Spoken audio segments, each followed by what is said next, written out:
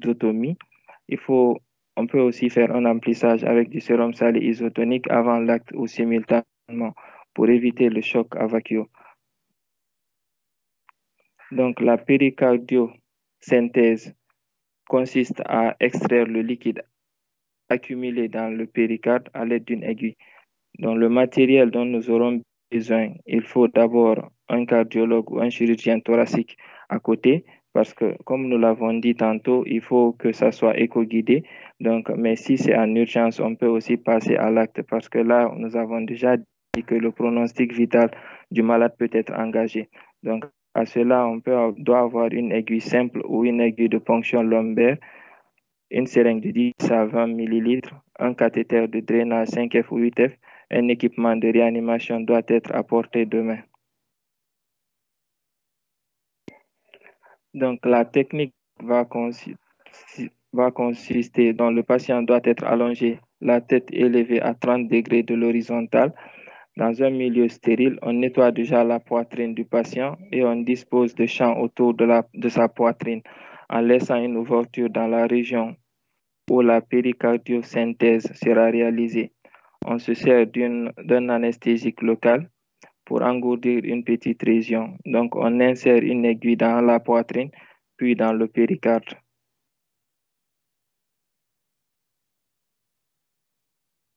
Donc, deux techniques sont mises en évidence. Déjà, la première technique, c'est si par exemple nous n'avons pas accès à une échographie guidée, donc on va passer à un drainage à l'aveugle. Cette technique va se traduire par une ponction de 1 cm sous l'appendice typhoïde, légèrement à gauche en direction de l'épaule gauche, avec un angle cutané de 45 degrés, en maintenant une aspiration constante. Donc, une fois que le liquide reflue, on insère un guide flexible à extrémité J, puis un cathéter de drainage. Donc, ça, c'est la première technique où on n'a pas accès à une échographie guidée. Donc, si on a accès à une échographie guidée, donc ça se fera avec le support de l'échographie. Donc, le drainage écho-guidé, soit il est apical latéral sternal gauche ou sous-syphoïdien.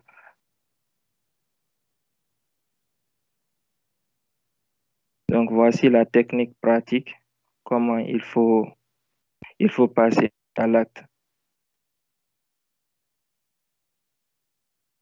Donc, lorsque déjà nous avons accès à l'intérieur du péricarde, on draine ensuite le liquide péricardique et on transmet les échantillons au laboratoire. Déjà, ça peut être à visée diagnostique ou à visée curative, déjà si on essaye d'extraire le liquide déjà dans le péricarde. Il faut savoir que certains, comme déjà on a l'accès au péricarde, certes, la reconstitution, pour éviter une reconstitution précoce, il y a une possibilité de laisser le cathéter pendant quelques jours. Maintenant, si quand même on essaye ou on conclut à laisser le cathéter pendant quelques jours pour éviter cette reconstitution précoce, il est quand même conseillé de faire un point de suture pour maintenir le cathéter. Donc, un pansement au point de ponction après retrait du cathéter est nécessaire et une radiographie du thorax est aussi conseillée pour vérifier s'il n'y a pas une fuite d'air dans le thorax. Une échocardiographie aussi pour vérifier le drainage du liquide s'il s'est vraiment bien passé. Parce que comme nous l'avons dit tantôt, lorsqu'on fait une échographie qu'on essaye de voir la quantité de liquide, qu'on essaye de poser le diagnostic. Donc après drainage aussi, il est nécessaire de faire un contrôle, voir l'évolution. Donc nous avons aussi la péricardiotomie, donc qui va se traduire par un apport chirurgical du péricarde par voie sous-syphoïdienne ou thoracotomie antérieure gauche. Cela va se faire sous anesthésie locale ou générale avec une ventilation spontanée impérative. La ventilation mécanique en pression positive peut en effet à l'origine d'un désamorçage ventriculaire par réduction complète de sa prise-charge.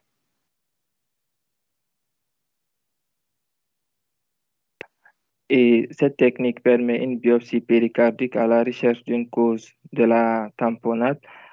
Pour cela, il faudra une analyse histologique et bactériologique et un décailletage en cas d'épanchement hétérogène. Donc, une fenêtre pleuropéricardique peut être associée à ce geste dans le but de drainer l'épanchement péricardique récidivant par contiguïté dans la plèvre gauche. Dans le diagnostic différentiel, nous avons le collapsus de l'oreillette gauche qui peut s'observer en l'absence d'une tamponnade, notamment en cas d'hypovolémie ou d'épanchement pleural de forte abondance associé à une hypertension pulmonaire. On peut donc faire le diagnostic différentiel aussi avec une embolie pulmonaire, un infarctus du myocarde, une dissection aortique. Donc, dans ce cadre-là, toujours l'échographie cardiaque et pleuropulmonaire demeurent indéniables, l'élément paraclinique clé dans l'exclusion des autres diagnostics différentiels de la tamponnade. Dans le diagnostic étiologique, nous avons des causes infectieuses et des causes non infectieuses. Dans les causes infectieuses, nous avons les péricardites virales qui sont plus fréquentes mais qui sont habituellement bénignes. Donc, nous avons là quelques germes qui sont mis en évidence. Nous avons les péricardites bactériennes aussi qui sont rares mais potentiellement mortelles. Dans les péricardites bactériennes, nous avons les péricardites purulentes qui peuvent se traduire par un tableau septicémique au premier plan. Donc, le staphylocoque doré est en tête de liste. Nous avons l'hémophilus influenza, les streptocoques pyogènes, les pneumocoques et les méningocoques. Toujours dans les péricardites bactériennes, on peut avoir les péricardites tuberculeuses qui sont généralement fréquents chez les patients immunodéprimés ou chez qui on a une infection du VIH positif. Donc, l'évolution est toujours sévère sans traitement avec un risque de dissémination tuberculeuse, compression subaiguë du cœur ou tamponnade, où on peut trouver aussi une constriction tardive. Les péricardites parasitaires aussi peuvent être présents dans les causes infectieuses, les causes mycosiques aussi, dominées par l'histoplasmose. Dans les causes non infectieuses, nous avons les péricardites néoplasiques, les péricardites inflammatoires ou auto-immunes, le syndrome de Dressler. Plus dans les causes non infectieuses, nous avons les autres causes ou les péricardites post-chirurgicales ou post-transplantation, les péricardites urémiques, l'hypothyroïdie, les péricardites post-radiques, la dissection aortique, la rupture d'anévrisme de l'aorte. Dans le traitement, nous avons les buts, nous avons préservé le pronostic vital, soulager le patient et traiter la cause. Les moins, il faut une position demi-assise du patient, un traitement symptomatique, une oxygénothérapie, un remplissage vasculaire par des colloïdes, sérum salé, un support inotrope et vasopresseur, l'adrénaline. Déjà là, nous avons comme en l'ampoule 1 mg plus 9 cc de sérum salé isotonique et